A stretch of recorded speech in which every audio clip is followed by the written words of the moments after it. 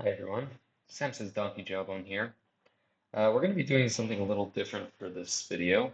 I'm not actually responding to someone else, rather, we're going to be addressing a fundamental question. What did ancient Jews believe?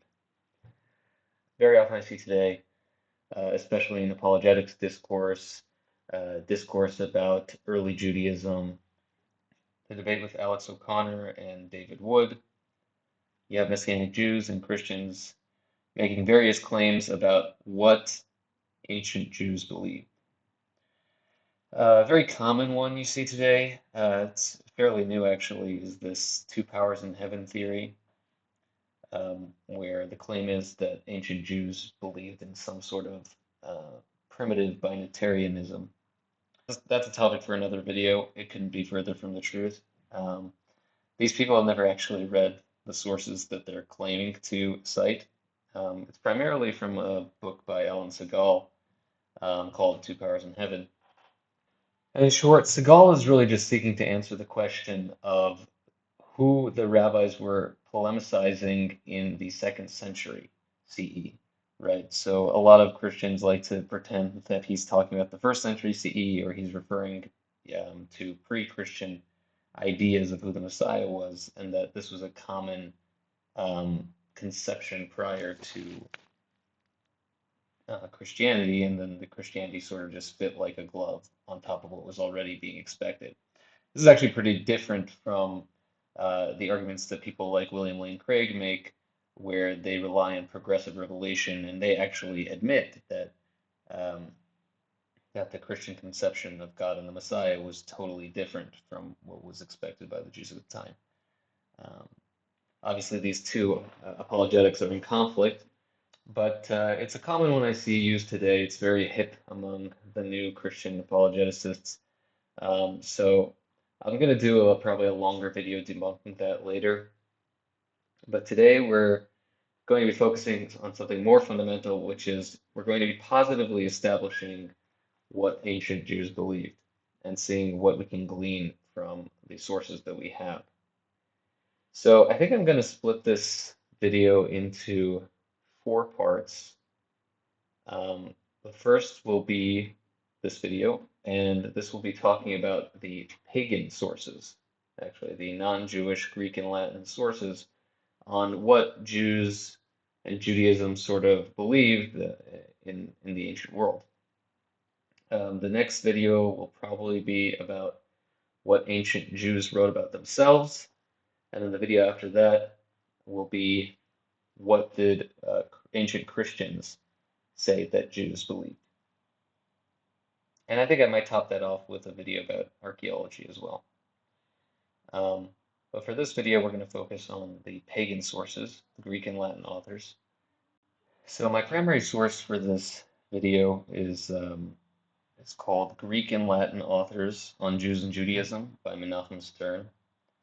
Um, this was published in 1974, and basically what Stern did is he went through the entire corpus of ancient Greek and Latin literature, and he compiled every mention of the Jews, Judaism, the land of Israel, or Palestine, as it was sometimes called, sometimes even called Syria at the time. And he went through every single reference and he commented on them. And it's actually really a fascinating, insightful work. I recommend that everyone read it, everyone who's a student of history. There are hundreds of authors cited. Most of the mentions of Jews and Judaism are just talking about the land of Israel, the ancient land of Israel, and various geographic features and features of the Jewish people. But there are some interesting kernels in there that I extracted, which speak about the Jews' conception of God or their religion. And I think it's important to have these as an attestation of what Jews believe. And this is not going to be a comprehensive list, but it'll help you get a general gist of what pagans in the ancient world were saying that Jews believed. And again, this is a valuable attestation historically, um, which sort of, as you'll see, affirms the claims that Rabbinic Judaism makes about its own history, um, as opposed to what many Christian apologists like to claim today, that we rewrote our history or that it was a reaction to Jesus, either in late antiquity or even in the Middle Ages, as the medieval commentators responding um, were responding polemically to Christianity. Obviously, it's all very ridiculous. So we're going to go through the sources now, and we're just going to get started. So our first and earliest attestations of the Jews or Judaism comes from Herodotus, who's typically considered the first historian, the first historical source, the first person who seeks to chronicle the events and lives of other people. It's typically Herodotus. But he doesn't say much about the Jews other than that they are a group of Syrians that circumcised themselves. So unfortunately, we don't get a direct mention of what Judaism believed from Herodotus. The first mention we do get of Judaism and its ideology actually comes from the 4th century BCE, from the philosopher Theophrastus. Theophrastus was the successor of Aristotle in the Lyceum. He was a philosopher, he was a historian, and he wrote about the Jews in his text on piety.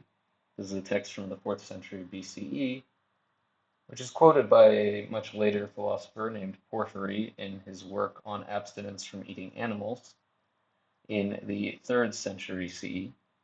This is what Porphyry or Porphyrius writes in On Abstinence, as he's citing Theophrastus. And indeed, says Theophrastus, the Syrians, of whom the Jews constitute a part, also now sacrificed live victims according to their old mode of sacrifice. If one ordered us to sacrifice in the same way, we would have recoiled from the entire business. For they are not feasted on the sacrifices, but burning them whole at night, and pouring on them honey and wine. They quickly destroy the offering, in order that the all-seeing sun should not look upon the terrible thing. And they do it fasting on the intervening days. During this whole time, being philosophers by race, they converse with each other about the deity, and at night time they make observations of the stars, gazing at them and calling on God by prayer. They were the first to institute sacrifices both of other living beings and of themselves, yet they did it by compulsion and not from eagerness for it. So what's interesting about this passage is that it claims that the Jews engage in human sacrifice. Now Stern comments on this that this was a misconception by Theophrastus, likely based on the story of Abraham offering Isaac on Mount Moriah. And you'll find later on throughout Stern's work that there are other philosophers and historians that have incorrect ideas about what the Jews did. Some of them believe that the Jews worshipped pigs, for instance, because they refrained from eating pigs. So we see that many of these historians never actually directly interacted with Jews, but they were sort of by osmosis receiving reports about what the Jews believed. So obviously, the Jews were not worshipping pigs, they were not making human sacrifices. There have never been any archaeological findings that support such a thing. But an interesting kernel in this passage is the idea that the Jews were philosophers by race, and that they converse each other about the deity, and at nighttime they make observations of the stars, gazing at them and calling on God by prayer. Which is sort of contradictory to the notion you often hear that the Jews were just like any other ancient Canaanite cult. Of course, this is from the 4th century BCE and not the 9th or 8th century BCE, but that's still notable to mention because in many apologetic circles, it's often made to seem that the rabbinic system of argumentation and logic and philosophy only came in the 1st century CE or the 2nd century CE or even later in the Talmud. But we see here that this tradition of intellectual discussion actually extends centuries back. The other thing that's notable here is that they make observations of the stars, gazing at them and calling on God by prayer. Now, a theme that's common in a lot of these ancient Greek historians and philosophers is, as Stern comments, they weren't really familiar with the concept of an incorporeal God. So they would write off the Jews worshiping an incorporeal God as worshiping the heavens. That's how they would describe it, that the Jews would worship the heavens because they had no images that they were worshiping or idols, and they didn't believe in corporeality, and therefore the heavens were sort of the natural substitute that the Greeks put in place was fascinating to note because it's sort of our earliest attestation from a non-Jewish source that the Jews' mode of worship was radically different from the rest of pagan society. Our next passage comes from the Egyptiaca, I think I pronounced that right, from Hecataeus of Abdera. This is circa 300 BCE, also the fourth or early 3rd century BCE, and it's quoted by Diodorus in the circa the 1st century BCE. Now, in this excerpt, we start to see an image of Judaism that's actually very, very similar to the one that we have today, and the one that Rabbinic Judaism claims to be a descendant of. So here's the passage in question. The colony was headed by a man called Moses, outstanding both for his wisdom and for his courage. On taking possession of the land he founded, besides other cities, one that is now the most renowned of all, called Jerusalem. In addition, he established the temple that they hold in chief veneration, instituted their forms of worship and ritual, drew up their laws, and ordered their political institutions. He also divided them into 12 tribes, since this is regarded as the most perfect number and corresponds to the number of months that make up a year. But he had no images whatsoever of the gods made for them, being of the opinion that God is not in human form. Rather, the heaven that surrounds the earth is alone divine and rules the universe. The sacrifices that he established differ from those of other nations, as does their way of living. For as a result of their own expulsion from Egypt, he introduced an unsocial and intolerant mode of life. He picked out the men of most refinement with the greatest ability to head the entire nation and appointed them priests. And he ordained that they should occupy themselves with the temple and the honors and sacrifices offered to their God.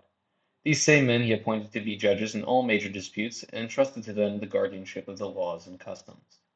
So there's a lot to unpack in this passage, which is really fascinating. So Hecataeus gets a few things wrong here. He obviously says that Moses created the temple and that he divided the Jews into 12 tribes. So he doesn't have a completely accurate account, at least according to the Torah, of how Jewish society was formed. But what he does have an accurate picture of is, once again, the notion that the Jews were radically opposed to corporeality, being of the opinion that God is not in human form. And again, you see this concept of the heavens surrounding the earth, the celestial spheres. Um, this is how the Greeks understood the Jews' view of incorporeality, is that they personified the heavens. But of course, that wasn't the case, as we see from the Hebrew Bible, that God rules the heavens. But this was the Greek interpretation of how they understood the Jews to be worshiping. It's interesting to note the sacrifices differ from those of other nations and their way of living. And another very important note here is that he appointed men to be judges in all major disputes and entrusted to them the guardianship of the laws and customs. So this is arguably the first attestation we have from a non-Jewish source of the oral tradition. Hecataeus is not pointing to a text, he's not pointing to the Torah as the source of truth from which the laws and customs are originating.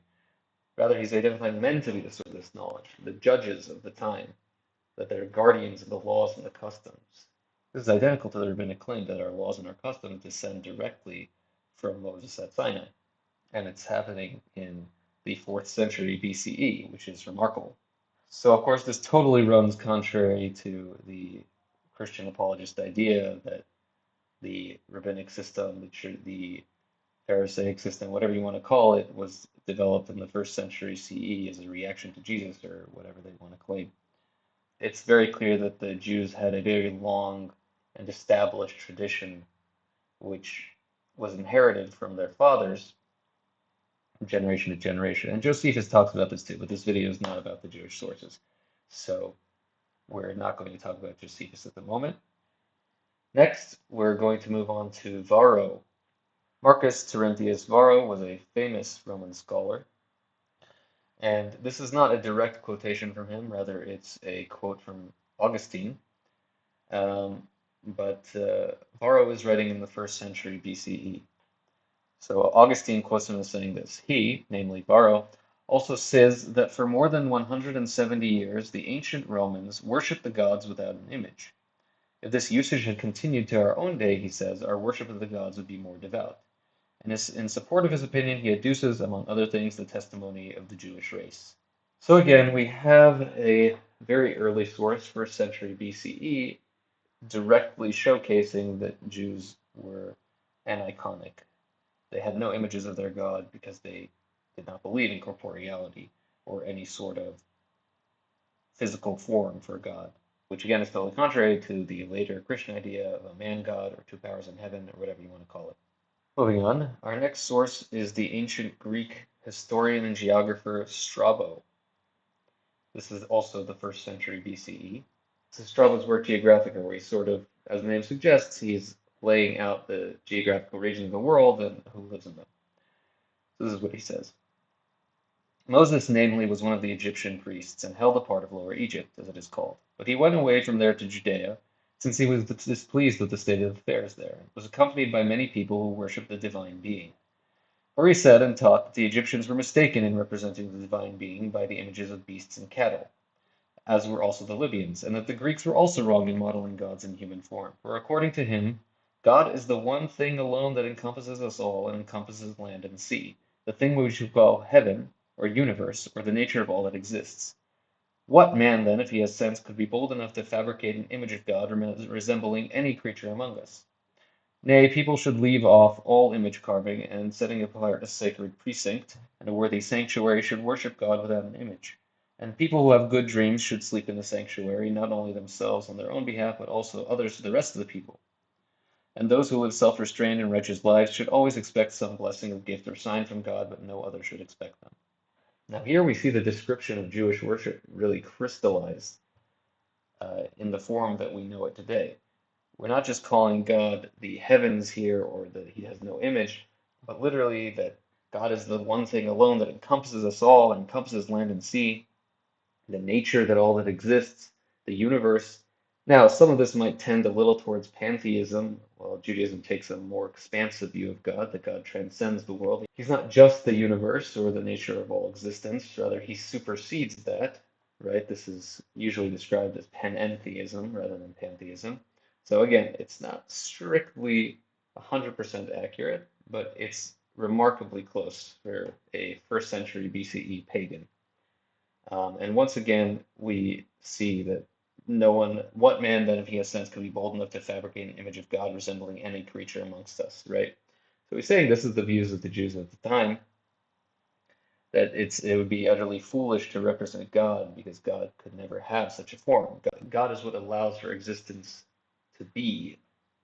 He transcends any form that you could possibly think of. Next, we have the famous historian Livy in the first century BCE. He's quoted in the Scholia to Lucan in the first century CE here. And he says, and Judea given over to the worship of an unknown God. Livy on Jews, they do not state to which deity pertains the temple at Jerusalem, nor is any image found there, since they do not think that God partakes of any figure. So once again, we have the incorporeality of God.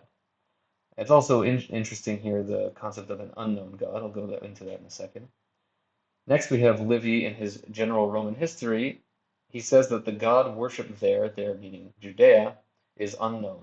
This is quoted by Leidus in the 6th century CE, possibly quoting the Scholia we just mentioned. Now, the interesting thing to note here is that Leidus, when he's describing what Livy is saying, the word for unknown that he uses here, agnostos, means an unknown God, but it's actually a Greek Neoplatonic term for the one, which is a concept in Neoplatonism which defines God as utterly simple, ineffable, beyond being and non-being, unknowable subsistence, which is both the creative source of the universe, meaning that God is unknowable in his essence. And it's interesting, we actually find this in the New Testament as well, in Acts 17:23. Paul comes across an inscription of an unknown God, and he identifies the God of the Jews with this unknown God. So we see that even in the Christian writings, and Paul certainly did not have a conception of Jesus as God, that didn't develop until the early second century, most likely, that Paul is identifying this unknown God with the God of Israel. And that lines up with what Livy is saying over here, or at least that Leidus is quoting Livy as saying, that the God of Israel is unknown in essence, unknowable. And again, it's very similar to how Jews today would describe God, that he in his essence is unknown. The Ein Sof is unknown, right? Um, Even though we analogize him, we create metaphors about him, the actual fundamental essence of God is not knowable to the human mind. Maimonides speaks about this more extensively. But we see echoes of this as early as living in the first century BCE. Moving to the second century, we have Tacitus, the famous historian, famous Roman historian, in his Historiae. The Jews conceive of one God only, and that with the mind only. They regard as impious those who make from perishable materials representations of gods and men in his image. That supreme and eternal being is to them incapable of representation and without end. Therefore they set up no statues in their cities, and still less in their temples. This flattery is not paid their kings, nor this honor given to the Caesars. So what do we have here? We have this radical monotheism within the Jews. You can only conceive of God with the mind, that we would never represent God in man's image. You notice that? And this is in the second century already, so this is post-Christianity. Tacitus is aware that Christians exist. He's aware of the history of Judaism and Christianity, and he's saying that the Jews historically only conceive of God in the mind and abhor representations of him, especially representations as men. And again, this is he calls it a supreme and eternal being, which is incapable of representation and without end. Without end, also known in Kabbalah as the Ein Sof. That means without end. So we again have very explicit hints of today's rabbinic Judaism and the way we conceive of God, even back in the second century CE. This one isn't really about the nature of God, but further on in Historiae, we have this passage. Few interpreted these omens as fearful. The majority firmly believe that their ancient priestly writings contained the prophecy that this was the very time when the East should grow strong and that men starting from Judea should possess the world. Now, those who are acquainted with the Jewish tradition know that this is clearly a reference to the Messiah. The men starting from Judea should possess the world. Now, of course, I believe that you can find these ideas explicitly in Tanakh, but one might be able to read Tanakh as referring to a literal resurrection of David, for instance, ruling the world. But here we see a very clear messianic tradition in the first century, and we also very notably see a lack of mention about Jesus, which is common to the historians of the first century. We don't really see any mentions of Jesus other than Josephus, Tacitus, potentially Suetonius, and obviously in Josephus, most of his mentions of Jesus are entirely fabricated. But when Tacitus speaks about specifically the messianic belief of the Jews, he fails to mention Jesus here, which is very notable. It just shows that Jesus was relatively unknown at this time, and that Jews did not associate Jesus at any time with this person and or these people who would go on to rule the world, and also no conception of this Messiah being divine in any sense. Next, we have Juvenal in his Satire. He was a Roman poet, Decimus Junius Juvenalis. This was either in the late first century or second century, early second century CE. He was a poet, so he briefly mentions the Jews in this passage. He says, some who have had a father who reveres the Sabbath worship nothing but the clouds and the divinity of the heavens, and see no difference between eating swine's flesh from which their fathers abstained and that of man. So we get some mention of the Jews indirectly here. But again, it's notable to mention that Juvenal, like his earlier Greek predecessors, saw the Jews' profession of incorporeality as worship of the clouds or the heavens, because they weren't really able to conceive of this sort of ineffable, unknowable nature of all existence, superseding all existence, God, that the Jews believed in. Moving on, we have Suetonius. There had spread over all the Orient an old and established belief that it was fated at that time for men coming from Judea to rule the world. Sort of the same idea as Tacitus, a second century historian, writing about the Jewish messianic idea. And again, no mention of Jesus, no mention of a divine Messiah, but rather just that men from Judea would rule the world. Moving on in the 2nd century to Numenius of Apamea. He was a Greek philosopher from the 2nd century CE. We have excerpts from his book on the good, quoted by Origen in Contra Celsum. Origen is a fantastic source to identify these pagan ideas. He quotes a lot of them directly, as opposed to many of his contemporaries. So he says, how much better is Celsus's Numenius the Pythagorean, a man who showed himself in many works to be very learned, and who by studying several doctrines made from many sources a synthesis of those which seemed to him to be true.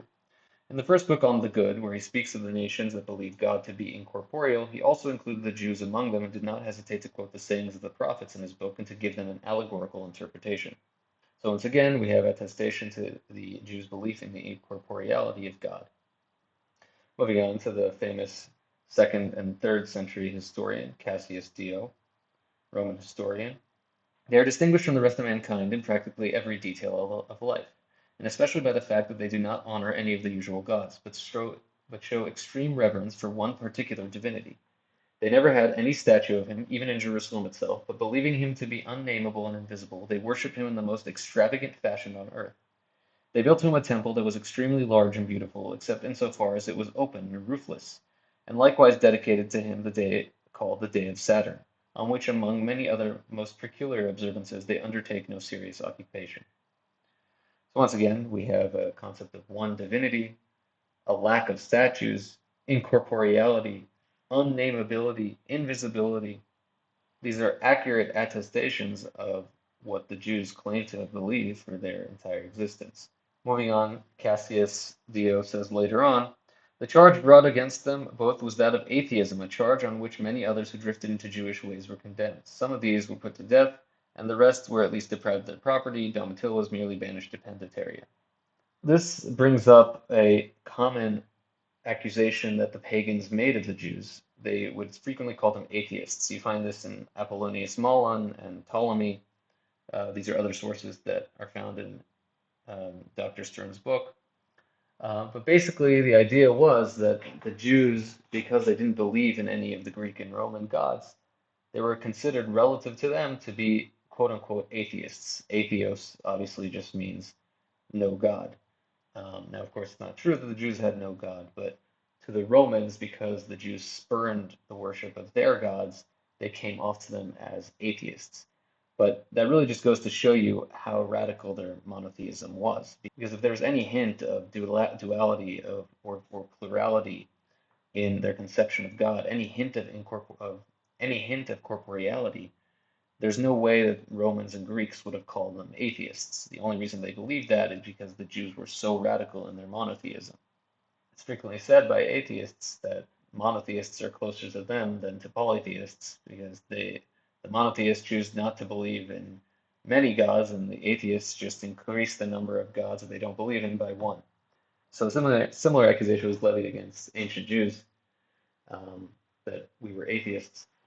And you find this throughout a lot of the writings, especially the polemic writings, but it's really just another attestation of the monotheism that Jews profess. Next, we're going to look at Julian the Apostate, the famous Roman emperor who apostatized from Christianity. Writing in the 4th century CE, this is his work against Christians called Contra Galileos. Galileans are typically how pagans referred to Christians during this time period. Julian refers to them as Galileans all the time. So he says, it is worthwhile to recall in a few words whence and how we first arrived at a conception of God. Next, to compare what is said about the divine among the Hellenes and the Hebrews. And finally, to inquire of those who are neither Hellenes nor Jews, but belong to the sect of the Galileans, why they preferred the belief of the Jews to ours, and what further can be the reason why they do not adhere even to the Jewish beliefs, but have abandoned them also and followed a way of their own. For they have not accepted a single admirable or important doctrine of those that are held either by us Hellenes or by the Hebrews who derived them from Moses. But from both religions they have gathered what has been engrafted by like powers of evil, as it were, on these nations. atheism from the Jewish levity, and a sordid and slovenly way of living from our indolence and vulgarity, and they desired this should be called the noblest worship of the gods. What's interesting about Julian is he is actually quite favorable to the Jews. The main reason I included this passage is because he mentions again the atheism of the Jews. Now, obviously, Julian knew that the Jews worshipped the god, but he referred to them as being atheists because, again, they refrained from the worship of the pagan gods.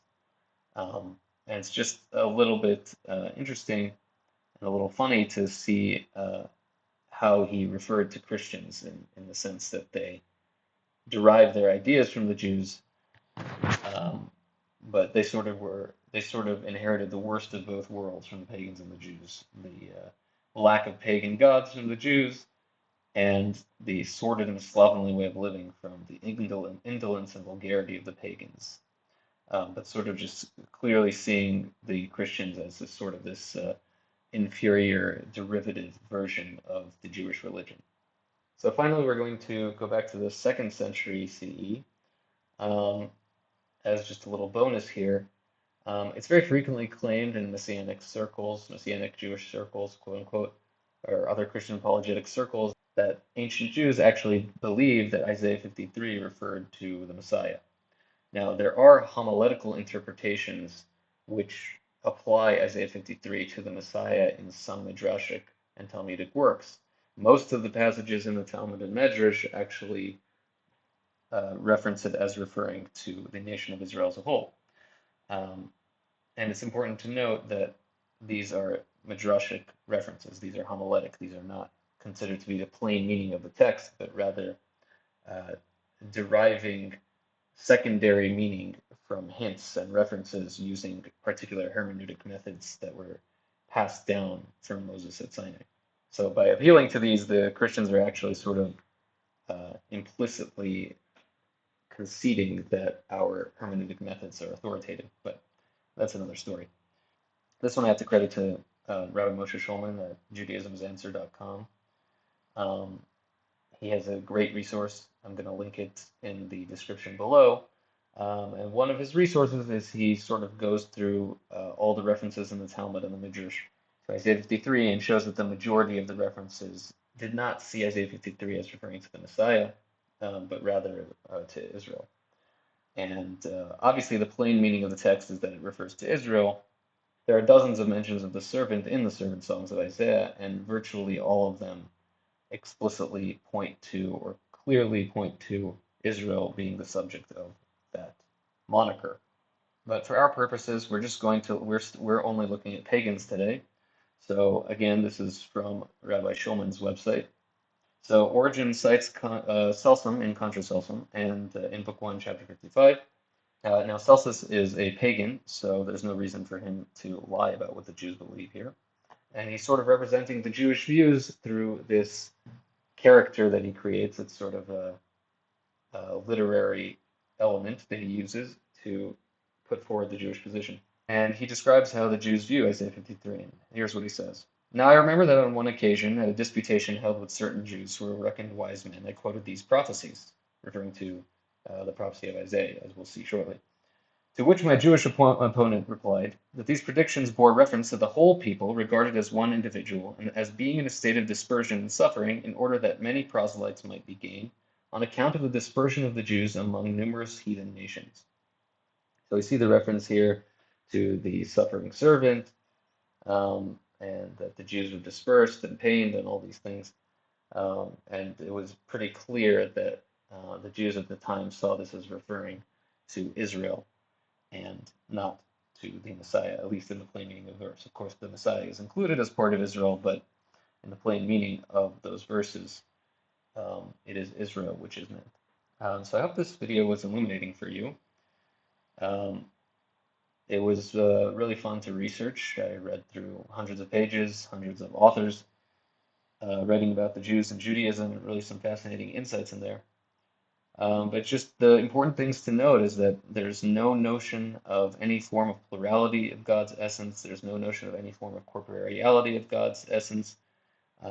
It's pretty much unanimous that the Jews worshipped a radically monotheistic God with no images, that could not be contained in any form, could not be represented in any form, and that he was not only indivisible, but that he was nameless, he was ineffable, he sustained the entire universe, that he was the source of the nature of existence.